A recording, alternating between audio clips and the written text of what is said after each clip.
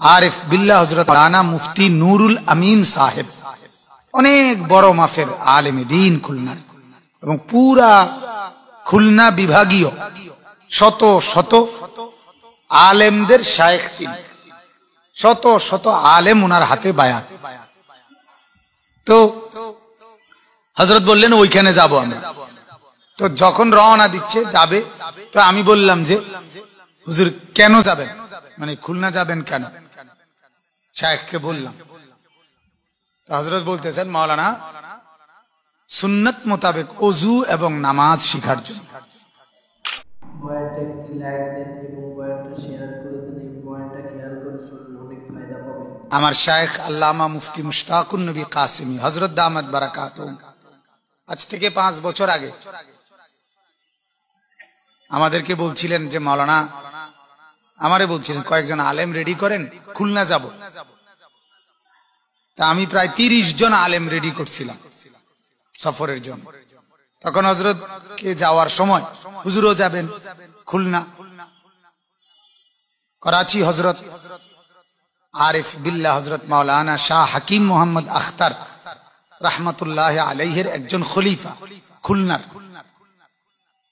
আরিফ বিল্লাহ হযরত মাওলানা মুফতি নুরুল আমিন সাহেব, অনেক বড় মাফের আলেমে দ্বীন খুলনার, এবং পুরা খুলনা বিভাগীয় শত শত আলেমদের শায়েখ তিনি, শত শত আলেম ওনার হাতে বায়াত। তো হযরত বললেন ওইখানে যাব আমরা। তো যখন রওনা দিচ্ছে যাবে, তো আমি বললাম যে হুজুর কেন যাবেন, মানে খুলনা যাবেন কেন, শায়েখকে বললাম। তো হযরত বলতেছেন মাওলানা সুন্নাত মোতাবেক ওযু এবং নামাজ শিখার জন্য। এটা বলছেন কে? আল্লামা মুফতি মুশতাকুন নবী কাসেম। তিনি যদি বলেন তাহলে আমনে আমার হালা কি পরিমাণ দরকার, এতটা আল্লাহ ওয়ালা মানুষ, তিনি বলতেছেন ওযু এবং নামাজ শেখার জন্য। এবং ঠিকই সেখানে গিয়ে হযরতের কাছে 3 দিন আমরা ছিলাম। ওযু এবং নামাজের সরাসরি প্রশিক্ষণ, একেবারে বালতি আইনা সামনে এরকম মজমায় বালতি আইনা হযরত ওযু করে দেখা, এখনো এটা হযরতের একটা আমল। তো আমরাও এবং হযরতও শায়েখও বলছেন যে আজকে মনে হইছে শেখার পরে যে হ্যাঁ আসলেই সুন্নাত মোতাবেক ওযু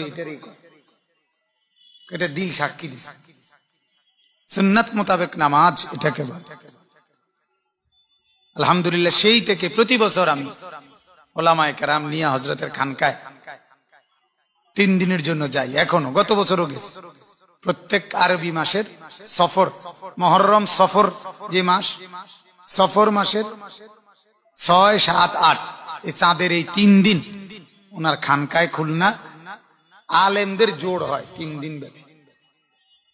হযরতের এখানে 3 দিন থাকতে হয়, 3 দিন রোজা রাখতে হয়, এবং প্রতিদিন 3 বার হিজবুল বাহার একটা আমল আছে, দোয়ায়ে হিজবুল বাহার, ওটার আমল করতে হয়। এবং ওই 3 দিন লাগাতার হযরত বয়ান করে বহু বিষয়। উনি একাই, সেই যে ফজরের পর থেকে শুরু হয়, মাঝে মাঝে আমরা তাকাইয়া চারিদিকে চাই বেচারা বিশ্রাম করবে কখন। অথচ আমাদের চাইতে অনেক প্রবীণ মানুষ। খুলনা দারুল উলুম মাদ্রাসা, খুলনার সবচেয়ে বড় মাদ্রাসা, ওই মাদ্রাসার 22 বছর প্রধান মুফতি ছিলেন, তো বড় আলেমে দ্বীন।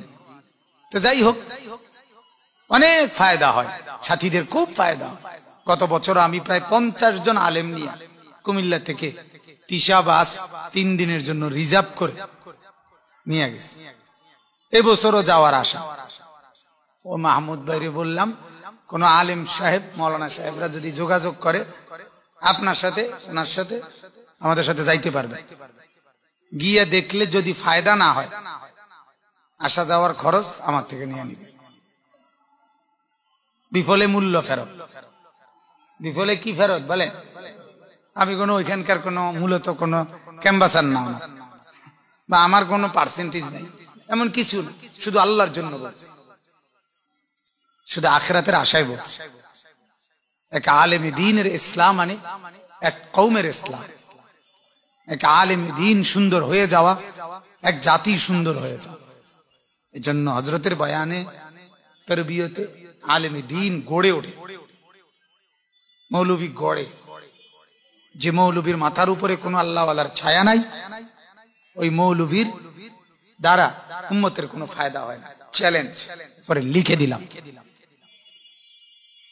আমি বললাম, আমি চ্যালেঞ্জ করলাম, যদি কারো সাহস থাকে সে আমার সাথে বলুক, বুঝুক। কোন আল্লাহওয়ালা বুজুর্গের তত্ত্বাবধান যে মানে নাই জীবনে, তারে দিয়া জাতির কোন খেদমত হয় না। সে মানুষের হেদায়েত, উম্মতের রাহনুমাই, রাহবারি করতে পারে না, করতে পারে। মোবাইলের নেশাই তো ছোটে না, বাহি কাম তো ফরে। মানুষের উপকার করব কি, নিজেরই তো বরবাদির থেকে বাঁচাইতে পারে। কিন্তু মাথার উপরে ছায়া থাকলে, কোন আল্লাহওয়ালার নজর থাকলে ফায়দা হয়। দিলের মধ্যে ভয় ভয় কাজ করে। আর নজর খাক রাখি মিয়া কুনান্ত, ফার্সিতে বলে নজর, আল্লাহওয়ালার নজর মাটিকে স্বর্ণ বানিয়ে দেয়। খাকরা কি মিয়া কুনান্ত, মাটিকে স্বর্ণ বানিয়ে দেয়। এই ভারতীয় উপমহাদেশের সর্বশ্রেষ্ঠ একজন আলেমে দ্বীন ছিলেন সৈয়দ সুলাইমান নদভী রাহমাতুল্লাহ আলাইহি। সমকালীন ভারতীয় উপমহাদেশে যাকে সর্বশ্রেষ্ঠ আলেমদের একজন বলা হয়, সুলাইমান নদভী রাহমাতুল্লাহ আলাইহি। উনি বলছেন স্পষ্ট, ওনার লেখনীতে আছে কথা। উনি বলেন যে 1450 বছরে, আমি 1450 বছরের ইতিহাস প্রমাণ করে দিতে পারবো একটা একটা করে, যে এই 1450 বছরে কোন আল্লাহওয়ালার সোহবত বিহীন যত মানুষ ইসলামের নামে খেদমত করতে চাইছে, কোন দিক নির্দেশনা ছাড়া, কোন আল্লাহওয়ালার তদারকি ছাড়া, তার দ্বারা সে নিজেও গুমরা হয়েছে, আরো মানুষকেও গুমরা করছে।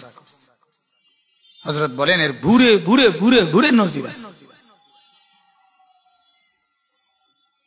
এজন্য আলহামদুলিল্লাহ অনেক ওলামায়ে কেরাম আছেন। সব ওলামায়ে কেরামের কাছে আমার বিনীত অনুরোধ, কোন না কোন আল্লাহ ওয়ালার সোহবতে জিন্দেগি পরিচালনা করে। একটু কষ্ট হইলেও, কষ্ট হবেই, কিন্তু ফায়দা হবে, জীবন গড়ে উঠবে।